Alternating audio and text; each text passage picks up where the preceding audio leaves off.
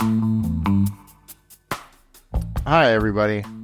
I'm back for my fourth show, and today we're going to talk about something that you may have seen on Facebook. I know I see it all the time, and probably other social media sites, all about QR codes. I've seen it posted in my neighborhood and the Nextdoor app. I've seen it on Facebook. So you probably have seen it in your area, and I see it listed under multiple cities. And that is a type of phishing, PHISING scam called the QR code phishing. And that's sometimes referred to as washing, which I've never heard that, but I'll take their word for it here. The wonderful people here on Reddit, where scammers use fake QR codes to direct victims to fraudulent websites that mimic legitimate services. The goal is to steal their personal and financial information, as it is many times, from unsuspecting users.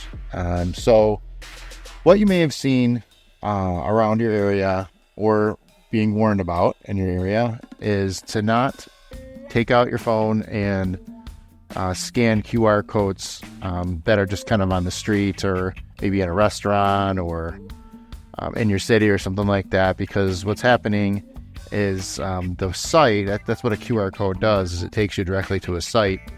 And that site might just be kind of the same thing as if you click a link in your email. Same thing. It's just a site. It links you to a certain site, and that's where they can steal your personal information. So the post we have today is going to describe a QR code parking scam, where the scammers placed QR codes on parking meters. When the victims scan the codes, they're directed to a fraudulent website mimicking legitimate parking payment sites. So that's a tough one, you know. There's so many legitimate parking apps right now. I see them all the time. You know, I go to different cities, go down to my city, it's Pay and Park, and then it's Pay to Park, or Park and Ride, or all sorts of ones. And a lot of them are legitimate. But, you know, it's probably one of the better, easier ones for them to do, because they know that people understand there's so many different apps. So, it's a tough one. So the fake site collects personal and payment information and, of course, an unauthorized charge on the victim's account. So let's go ahead and read the story, and then we'll go over some of the responses and some of the things you can do to make sure that you avoid it, in case you accidentally do that. In case you accidentally scam it, or scan it. So, all right, not a real long one. So, my girlfriend was recently the victim of a QR parking scam in a car near us in Lutton. I went to the car park and removed the fake QR code sticker, so that was good. The person did that. I'm wondering if I can do anything to get the site taken down to stop anyone else from getting scammed out of their hard-earned money. I'm wary of going to the URL itself, as I'm not sure how the scam works. I've tried to report it to the console, but I can't get through. This really winds me up. These scams, my girlfriend says there was 2 other people also using the QR code at the same time, and who knows how many others. So the quicker I can get the site down, the better. So any advice would be helpful. So, kudos to this original poster for trying to get the word out. Again, like I've said in some of my other posts or my other podcasts, get the word out so that people know what they're doing, and they can detect these scams. So this picture here, it says pay by phone. He actually put the picture of the QR code in it. Hopefully people read it and they're not scanning it. And he took a picture of himself taking the code off. So I'm glad he did that so that more people aren't getting scammed. So yeah, it's a scary one. It looks very normal, the code. It looks professionally done. Scan to pay. There's no misspellings. It's rough. So let's take a look at some of the replies that we got. One of the people suggested reporting the site to Google Safe Search and advised the girlfriend to file a chargeback with her bank and lock her credit card to prevent future charges. So always a good thing to do. Call your credit card company, call your bank if you suspect that you were scammed. And always report these types of things to search engines and financial institutions to mitigate the damage. And so other people are not getting scammed as well. So that was a really good comment there by that user. Another person actually used the code. They investigated the fake site and found it was mimicked by the Pay by Phone website. So they make these websites that look just like the real one. And they suggested reporting the site to the Pay by Phone and provided a link to the article on avoiding fraudulent sites in the post there. So this person, this person must have something. I'm not sure what this person used to investigate the fake site. I hope they were safe when they did it, and they didn't give in any of their information. I assume they didn't because they're part of this group. But sometimes it's very hard to tell.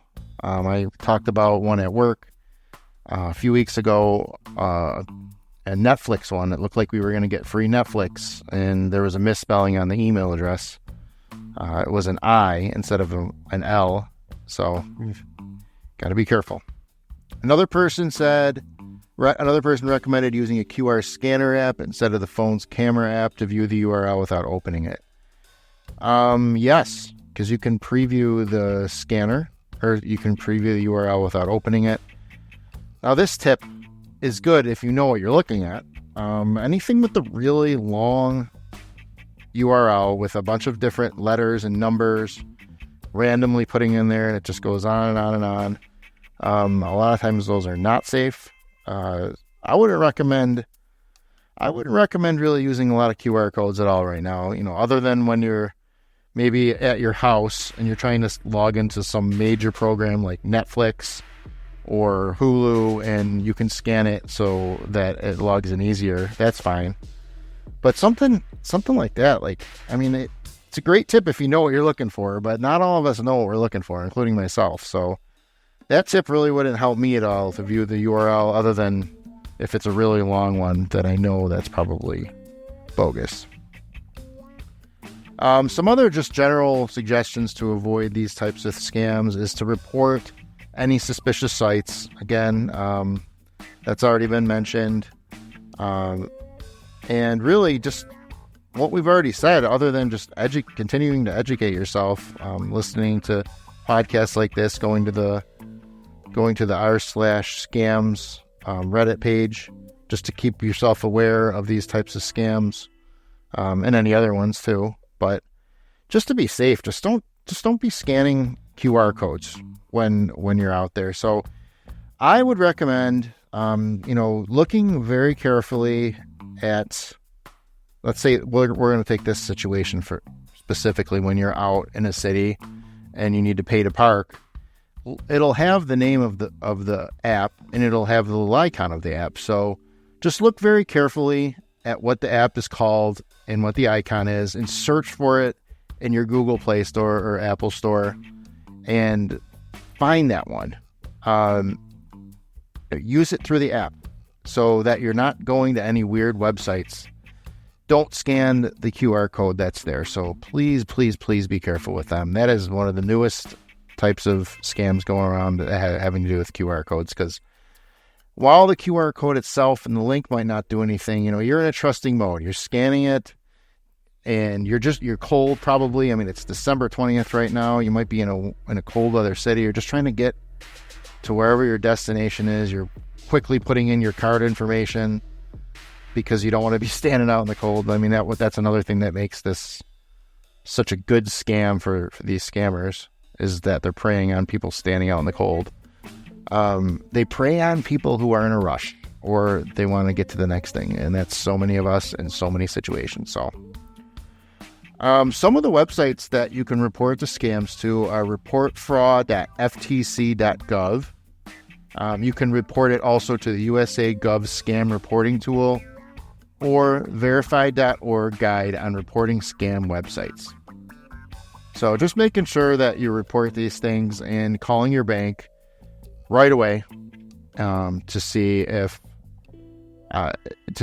you can get that charge stopped. Maybe if you're shopping for a new credit card, look to see what their policy is on fraudulent charges. What are you responsible for? What are you not? believe most of them, if not all of them, have really good policies these days. I would have to check that. I'm not an expert on that. I know I've had my Discover card for a very, very long time, and they've always been very good about it. Amex has been great about it too. Those are my two main ones. But it's a good thing to look for.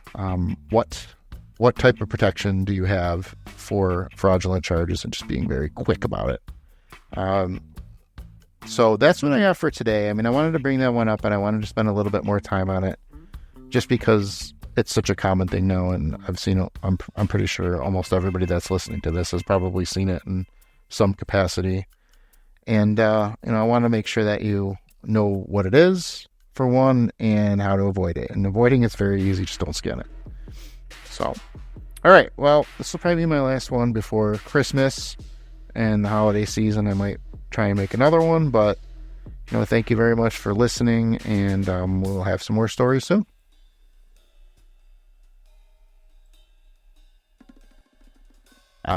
To see if you can get that charge stopped. Maybe if you're shopping for a new credit card, look to see what their policy is on fraudulent charges. What are you responsible for? What are you not? I believe most of them, if not all of them, have really good policies these days. I would have to check that. I'm not an expert on that. I know I've had my Discover card for a very, very long time, and they've always been very good about it. Amex has been great about it too. Those are my two main ones. But it's a good thing to look for. What type of protection do you have for fraudulent charges, and just being very quick about it. So that's what I have for today. I mean, I wanted to bring that one up, and I wanted to spend a little bit more time on it, just because it's such a common thing now, and I've seen it. I'm pretty sure almost everybody that's listening to this has probably seen it in some capacity. And I want to make sure that you know what it is, for one, and how to avoid it. And avoiding it's very easy. Just don't scan it. So, all right. Well, this will probably be my last one before Christmas and the holiday season. I might try and make another one, but thank you very much for listening, and we'll have some more stories soon.